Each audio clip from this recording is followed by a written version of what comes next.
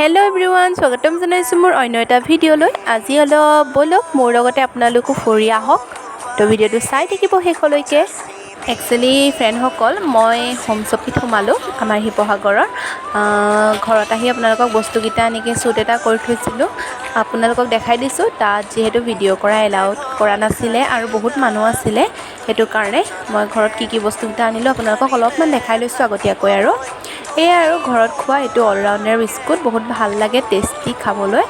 এনেকৈ সৰু সৰু আৰু কিছুমান বস্তু আনিছোঁ আৰু এনেকুৱা দুটা আনিছোঁ অলৰাউণ্ডাৰ আৰু এটা বিস্কুট আনিছোঁ। এই বিস্কুটটো বাৰু কোনে কোনে খাই ভাল পায়, মই খুব বেছি ভাল পাওঁ। আৰু এইটো সৰু এটা ডেনভাৰ বডি স্প্ৰে আনিছোঁ আৰু এয়া চকলেট, যিহেতু টিকলাটো নাই কাইলৈ আহিব এনেকৈ থৈ যাবহি, সেইটো কাৰণে সি ভাল পোৱা চকলেট আনিয়ে থৈছোঁ।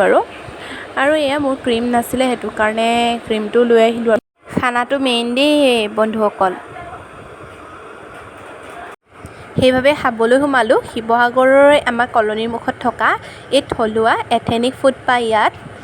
এইখন অলপ দেখাই দিছোঁ বাহিৰতো আপোনালোকক, কোনোবা যদি শিৱসাগৰ আহে এইখনত খাব পাৰিব। ইয়াত কণ্টেক্ট নাম্বাৰো দিয়া আছে।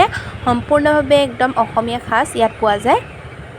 এতিয়া আমি ভাবিছোঁ ইয়াতে কিবা এটা খাই লওঁ, আজি ৰাতিৰ সাজ ইয়াতে কৰি চাওঁ আৰু ডিনাৰটো। তো আপোনালোকক ভিতৰতো অলপ দেখাই দিছোঁ।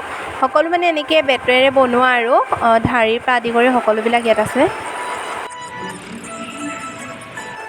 আৰু আমাৰ এখেত পুৰা মোবাইলত ব্যস্ত, অলপমান আপোনালোকক দেখাই দিছোঁ ভিতৰটো। ইমান ধুনীয়া ধুনীয়াকৈ এনেকৈ নাঙল, জাকৈ, খালৈৰ পৰা আদি কৰি আৰু ছাইডৰ ৱাৰবিলাকত ইমান ধুনীয়া ধুনীয়া পেইণ্ট কৰা আছে নহয়, মানে পূৰা অসমীয়া পৰম্পৰাগত মতে মানে গোটেইটো মানে ডেক'ৰেট কৰি থোৱা আছে। আৰু বিশেষকৈ লাইটিঙৰ ব্যৱস্থা বৰ বেছি নাই, কিন্তু অসমীয়া যিখিনি মানে পৰম্পৰাগত সেই সকলোবিলাক আছে মানে বাঁহ বেতৰ সঁজুলি।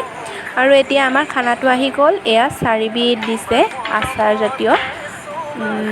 আৰু এইখন মেইন থালিখন, আৰু এইটো টোপোলাটো হৈছে টোপোলা ভাত বুলি কয় ইয়াক।